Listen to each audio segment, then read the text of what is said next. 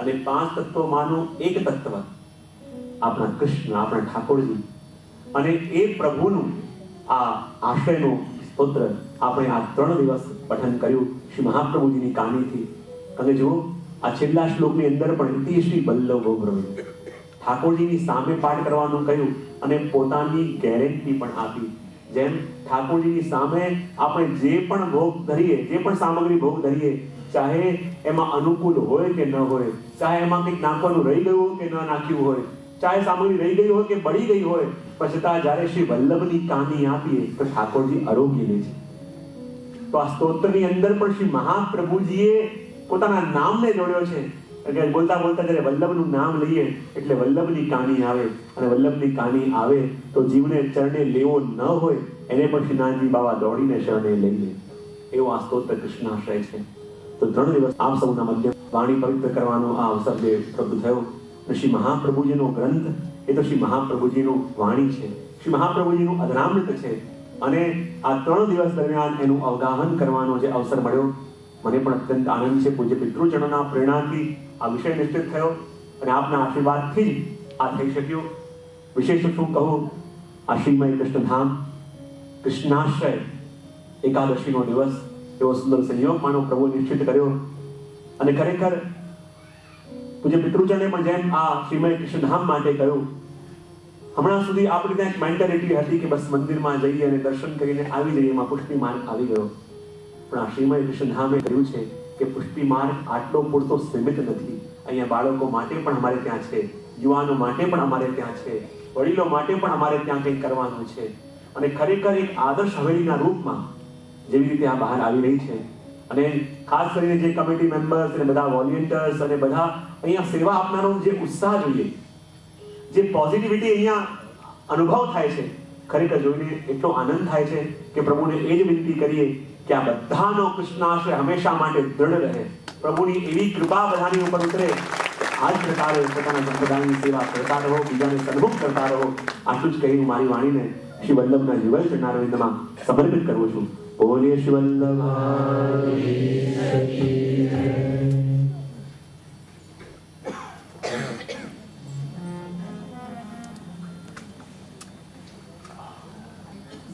વૈષ્ણવની વિનંતી હતી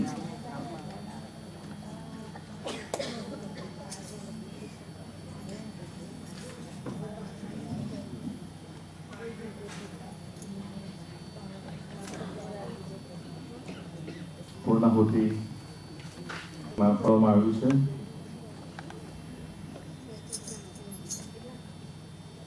પૂજ્ય યદુનાથ મહોદય શ્રી ખૂબ જ સુંદર વક્તા તો છે,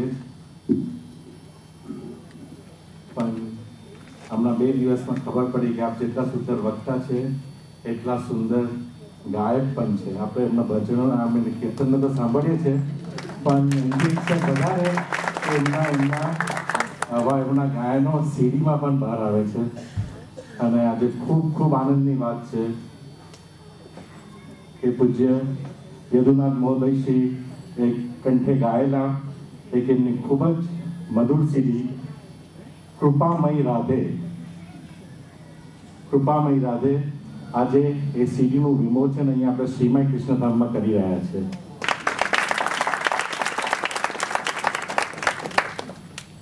પૂજ્ય જેના કંઠેથી 8 કે 10 એમાં કીર્તનો લીધેલા છે.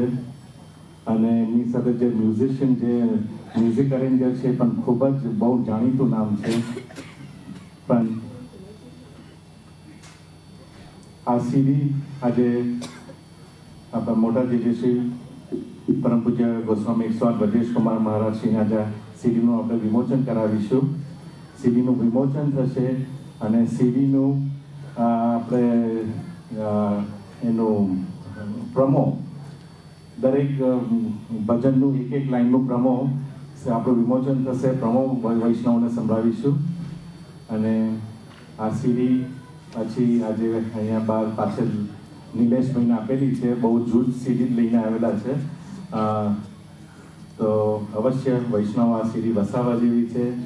મેં કીધું એમ પૂછે જેના આપણે વચનામૃતો તો આપણા બધાની પાસે ડીવીડીના રૂપમાં છે, આ એક સીડી પણ એમનો અવાજ પણ આપણે એવી રીતે કે આપણે ગાડીમાં મારી શકીએ, આપણે સેવા કરતા મારી શકીએ એમનો અવાજ, એવી આ સીડી છે. સીડીની નોછાવર $7 છે, $7 ઓછાવર છે. પણ પૂજ્ય જે હંમેશા અહીંયા શ્રીમય કૃષ્ણધામમાં હંમેશા કંઈ ને કંઈ આપીને ગયા છે.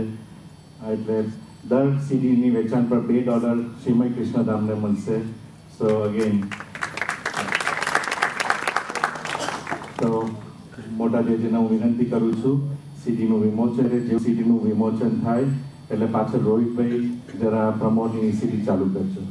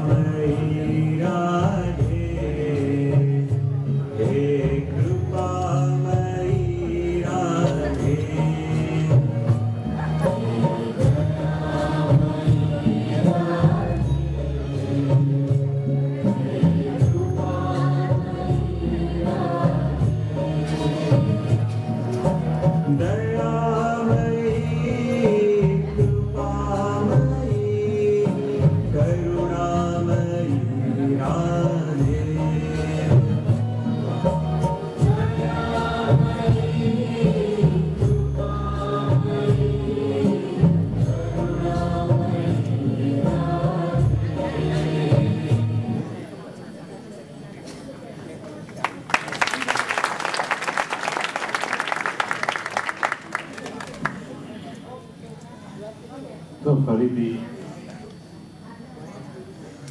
કૃપામય રાધા સીડી આ બધી જ રચનાઓ પરમ પૂજ્ય ગોસ્વામી 108 શ્રી યદુનાથ મહોદયશ્રીના કંઠેથી તો ફરીથી આટલી સુંદર શબ્દો આટલો સુંદર અવાજ ફરીથી જોરદાર તાળીઓથી આપણે ગરગડાવીએ.